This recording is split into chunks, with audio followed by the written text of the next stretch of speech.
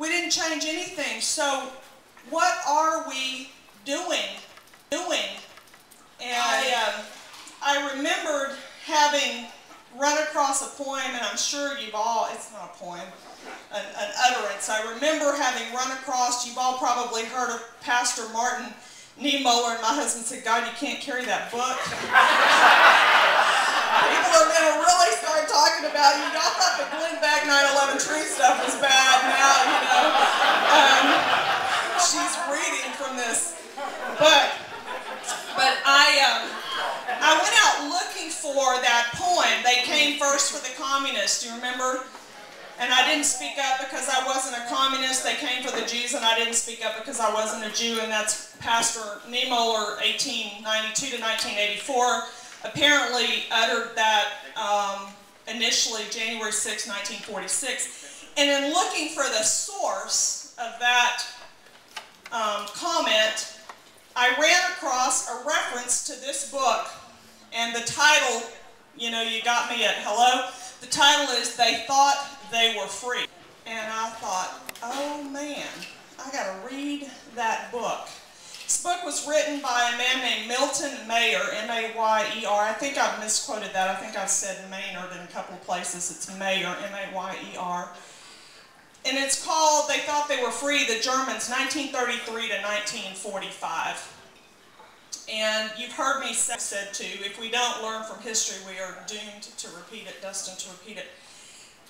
And Mr. Mayer is a U.S. citizen of German and Jewish descent, lived, I think, in Chicago, traveled to Germany in 1950 for the purpose of interviewing German and talking with them about the experience of the Nazi regime from 1933 to 1945.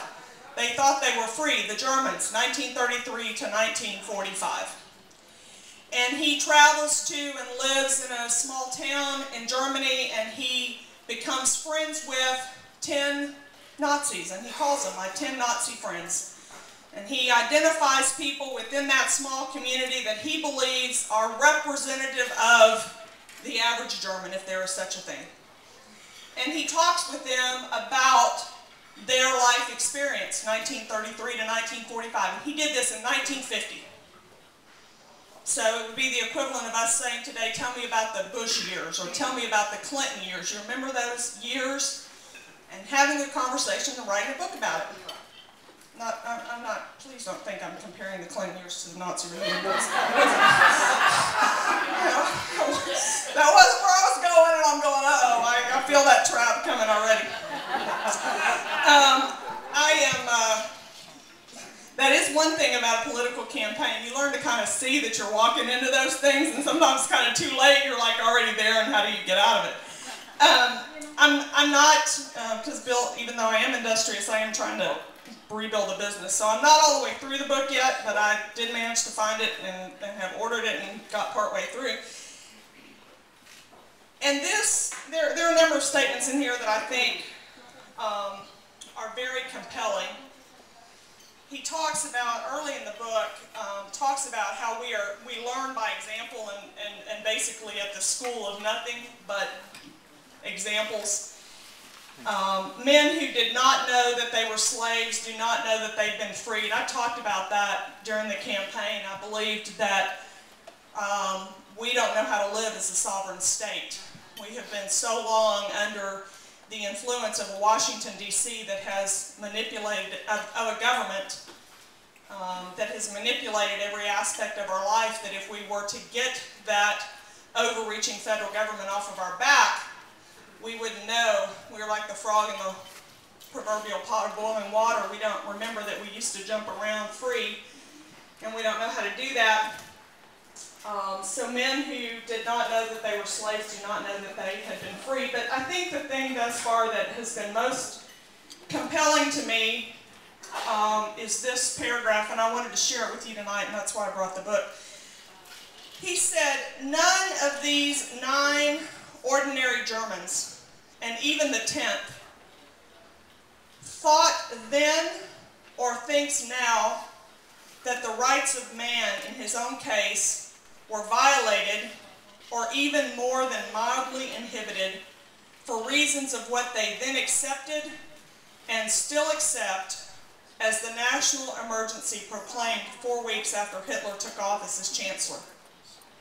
None of the 9, then nor now. Only 2 saw the system as in any way repressive.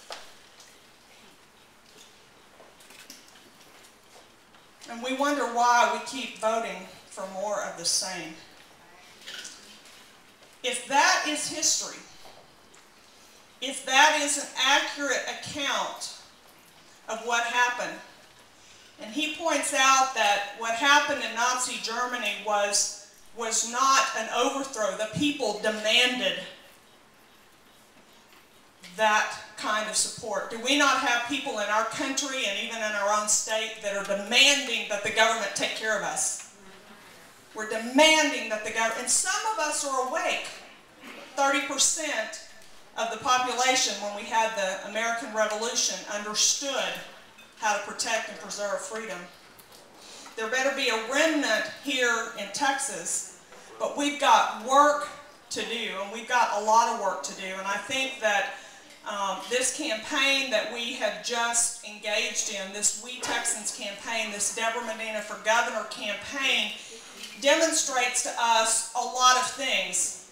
And maybe first and foremost is how much work we have to do, because for those of you that supported this campaign, you saw a very clear contrast between the things that we were talking about and the things that our political leaders were talking about.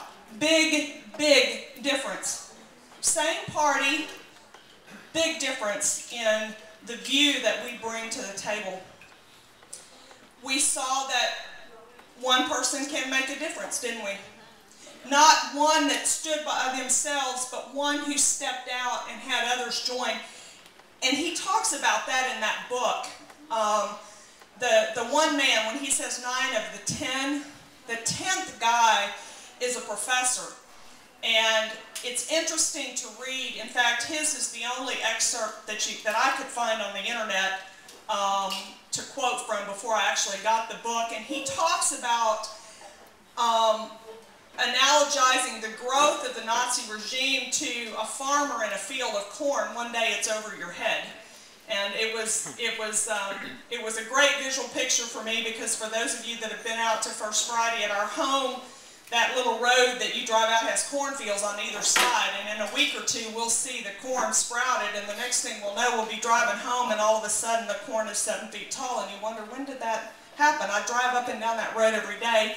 He said, you know, the steps from B to C weren't so consequential, and C to D, and that's where we are in America, aren't we? We've little bit by little bit by little bit by little bit, and pretty soon you're in over your head. And so the challenge is, where to from here?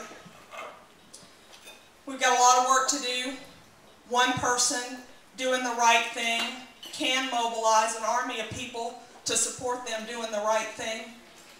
Whether it's a Debra Medina in a statewide gubernatorial race, or whether it's you in your local, in front of your local school board, or your local city council, or your county commissioner's court, you can, when you stand for limited government, when you step out to protect freedom and liberty, you can make a difference. And we better start making a difference if we want to reverse our slide into this government that owns the means of production. And I think that's really where we're headed. It's in large part where we are as a nation. We've got a government that's more and more controlling the means of production, which at a very minimum reduces man's desire to produce.